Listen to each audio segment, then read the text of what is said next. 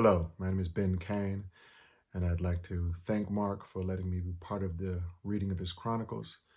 I've known Mark going on 30 plus years, I believe, at this particular moment in time in our lives.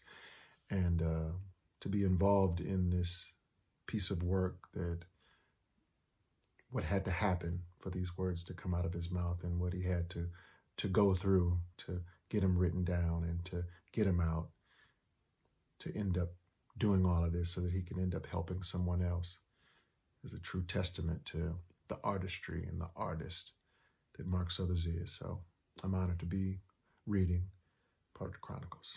Thank you. Number 19, Fear of the Black Man. One of the things I did at the hospital and the rehab facility is that when I met a new nurse or nurse's aide for the first time, or if there was an administrator that came bedside, I'd ask them to come closer for an energy transfer. I'd grab hold of their right hand and I'd rub their left arm and the top of their hand vigorously with my left hand. Some are cold to the touch initially, and some are slightly warm, but eventually I'd warm them up. I do this with my guests as well, but with them, it's more of me thanking them for coming out. When the nurses or whoever are African-American, it's like, hey, how are you? Nice to meet you, fam. But when they're white, it's a whole different ball game. You see, more times than not, most of these Caucasian nurses have not come in contact with an African-American in an intimate setting to the point where their initial conversation is warm. They usually keep their distance for a while, unless they find some similarities that draw them closer. It's my belief that it's the images from the 11 o'clock news and negative depictions of Black men and boys on TV and in the movies that permeates their mind and causes them to have an already formed opinion of Black men. When I first came off the high doses of narcotics and emerged out of my comatose state, I was really sensitive. I cried when close friends or family came into the room, much like I did when people that I admired showed up for my father's funeral, although I went downstairs at Jones's funeral home to let it all out. This time I was flat on my back, unable to barely move from all of the trauma that my body had endured.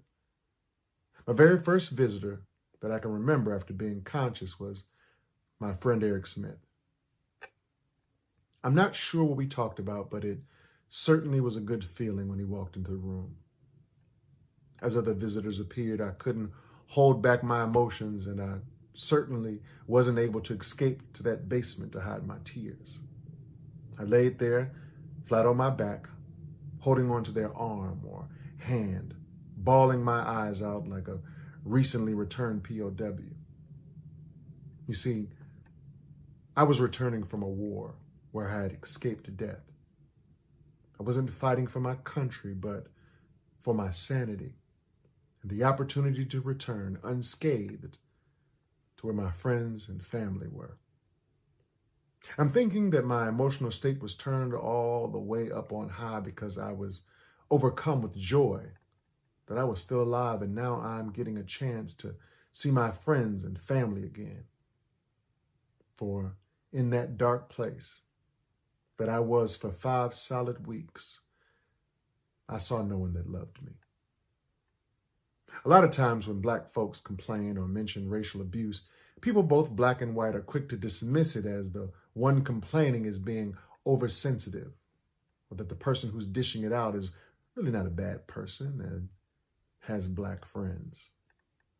Well, that may be true, but I'm quite sure that at some point their Black friends let them slide with a little joke or negative comment here and there, which in turn allowed them to feel more comfortable and which gave them a false license to continue on.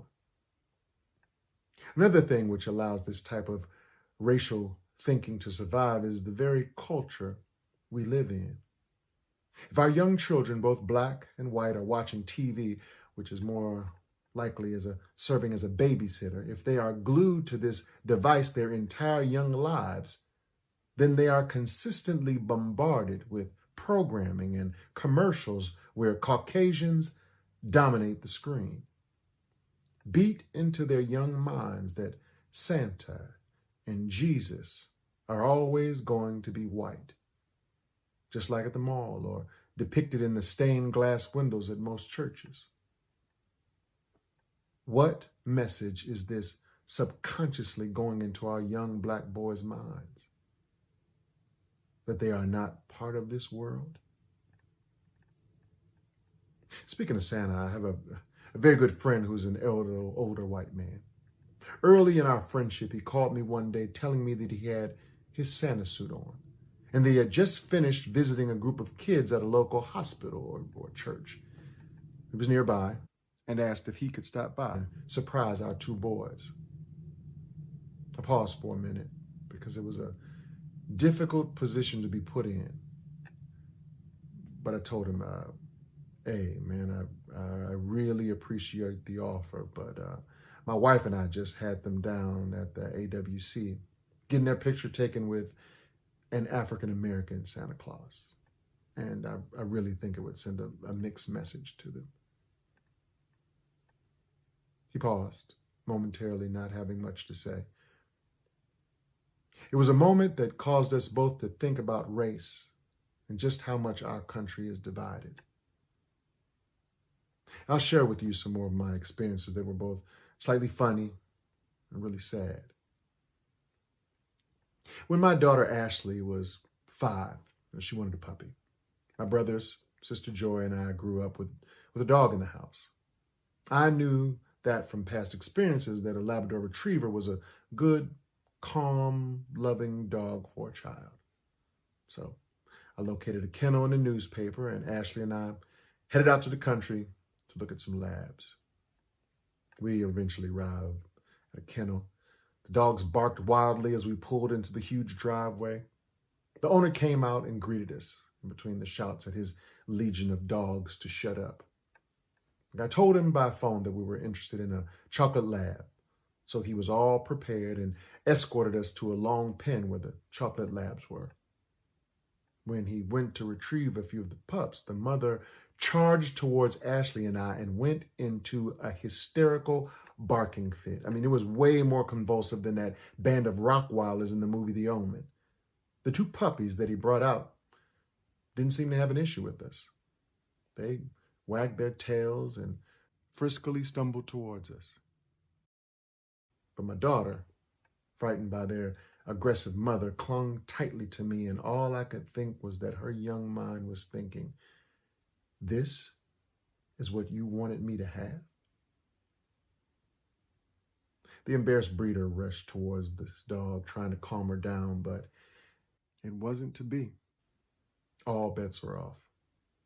The dog continued to bark and growl viciously as we headed back towards our vehicle. The man caught up with us in the driveway. He said, hey, I'm sorry, folks. She's never acted like that before. I said, that's okay. I think we're going to have to look for a smaller breed. He said this next. I think the problem was she had never seen colored folks before. Exit stage right. I thought that was a crazy and odd situation. But when we finally ended up with our much smaller dog, a Jack Russell Terrier, affectionately known as Squirt, we named him Squirt because when he got excited, which was quite often, he'd tinkle a small bit here and there. A lot of people thought he was called Squirt because he was small. Well, Squirt was also born in the country. His initial name was actually Bubba. He was quite friendly during that drive from beyond the suburbs to Pittsburgh's Hill District. But strangely, I noticed over the weeks and months after his arrival that he was actually a racist dog. Now, let me explain. Whenever someone black, other than my family, was around, he'd go off on them, barking viciously. But when he was around white folks, including the mailman, he'd wag his tail like, please take me back to the country with you. We would drive through the Hill District with my windows down, pre-gentrification. This was back in the late 90s and early 2000s. Squirt would poke his head out of the window and bark at every single black person he saw. It wasn't until we got downtown Pittsburgh and he saw all the mostly Caucasian folks occupying the sidewalks and crossways.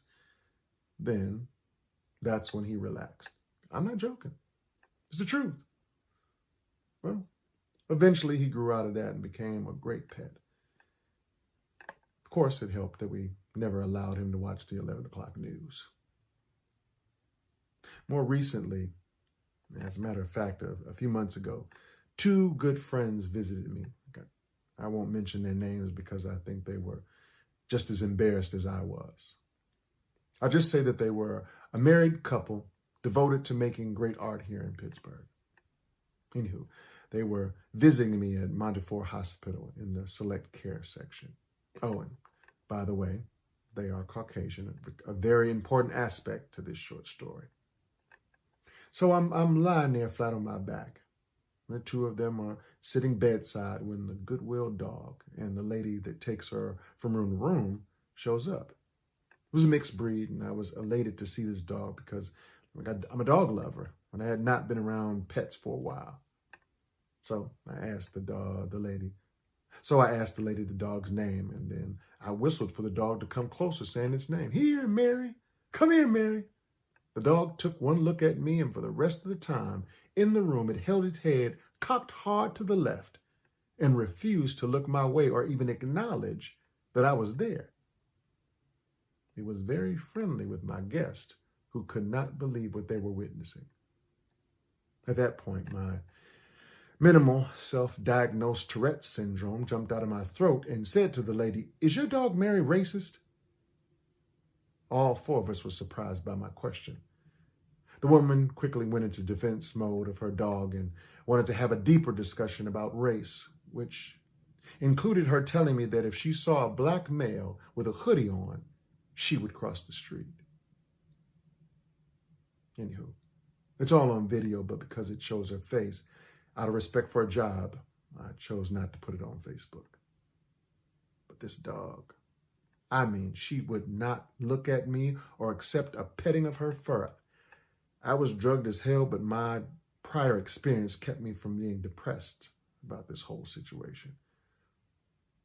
Now, I could go on and on about my experiences of people and animals, general fear of the black male, but I'll leave you with this last one.